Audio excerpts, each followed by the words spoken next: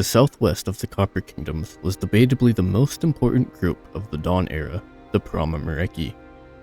The Mimicry people of the Twilight Era were not so grand, but in hindsight, it's possible to see glimpses of the people they'd become even in their more primitive state. The Mimicry of Twilight were centered around the ruined city of the Amor-Umaun, also known as the Umaun, from which a great statue stood at its center. This grand statue was old, decayed, sand and rain battered, and difficult to discern, but at the right angles, it appeared to be a great king. The Mimicry worshipped this great kingly figure as a god known as the Parama, the All-King, a hero god of ambition, governance, man, and order. The Mimicry people believed that on very rare occasions, the Parama has and will manifest himself upon Achotha as a man or woman called the Herkawingu in order to achieve great feats to advance the Angel people in some way and or to thwart great threats to Achotha.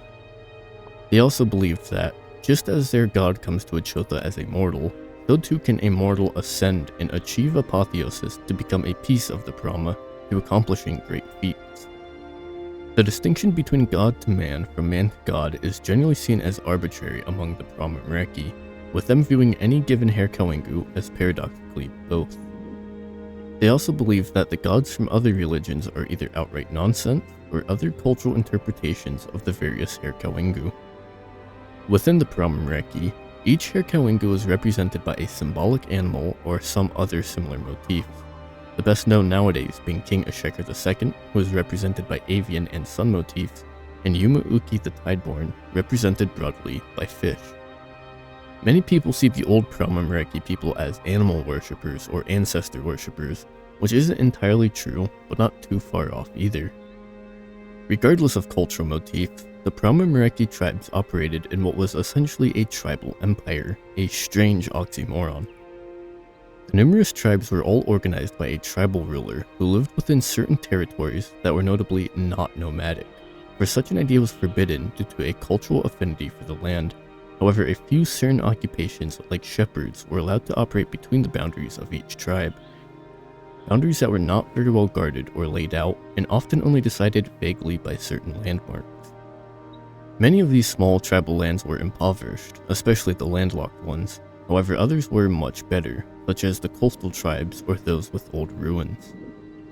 On the topic of old ruins, the lands of the Mimicry were oddly littered with several major sandstone ruins. The aforementioned Amor-Umaun was one such ruin, another was the city of Amor-Zich, which is now Umavant, another was then the Uwuma-Ukimiu Kirk, but is now the city of Ayakjishu, and the last major one being the Uyir-Ki-Aunio-Ahukir, which is now the Chamaunu-Ahukir, or Urzen-Pernt.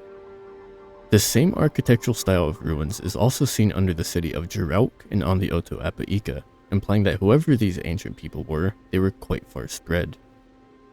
The most likely theory is that these ruins were once the thriving cities of Ugarenk, or adjacently related to the even older Ajuma-Pur and the Children of the Mirror. Despite the shady origin of these ancient structures, the ones in the hands of the Mimicry were seen as the sacred ground of their ancestors, and tribal monarchs often controlled these territories, reusing what structures they could and making new structures out of sticks, fir, and adobe. The most important of these ruins was of course the Amor-Umaun, from which the, what was essentially emperor, reigned under the title of Parama, an honorary title that carried into the age of nation-states and it implied a semi-godly status and ordainment from the heavens. The ruling Parama emperor would often settle disputes, make laws to the other tribes, raise armies if need be, wage war, collect tribute as tax, and organize funding campaigns for tribes in distress, such as those in famine. Despite the odd governing structure being way more akin to normal nation-states than any other tribal people, the Mimicry were still extremely primitive. They only used stone, bone, and wood tools, with some exceptions, didn't know how to irrigate, though they did farm slightly around the coast and the Jana Urcha. They weren't littered the Parama. Despite their seemingly complicated governing structure, it really doesn't appear as if they actually understood what any of it meant, but rather it appeared to be a reverent mimicry based off of their values, God, and ideas taken from the properly sophisticated neighboring Ugarenk. The relationship between the Prama-Mreki peoples and Ugaric is mildly peculiar, and it seems as if these two people had a love-hate relationship. Considering how long these groups must have known each other, that's understandable since things change, but it leads to seemingly contradictory accounts on the relationship between these two. On the positive end, the Prama-Mreki recount tales of when the Ugaric people arrived from the east, and how the Ugaric taught them how to farm and to love the color green. It seems these two groups also traded extensively with one another and were allies in conflicts with the northern tribes of Antithesis.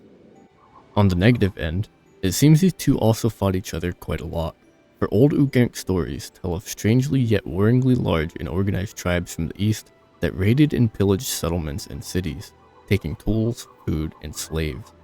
And even older tales tell of how the Prama-Mreki, the Copper Kingdoms, Ajuma-Pur, and the Templars of the Heart fought back Ugaric in an epic war to retake the southernmost corner of Uth-Alpaba.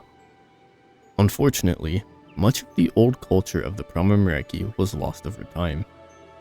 The Prama-Mreki would become the Amur-Urhij and then the Aushaku Amur-Urhij early in the Dawn era, and this large kingdom would come to conquer many other cultures. But just as the later Prama-Mreki people imposed their culture on their conquered peoples, so too did these conquered people impose their own culture on the Prama-Mreki. The Prama or Umaun, the capital of this kingdom, was known for being a burgeoning multicultural city with people from plenty of different walks of life, and the Prama-Mreki adopted many of these motifs, straying far from their original path, making it much harder to tell how exactly they were in more ancient times.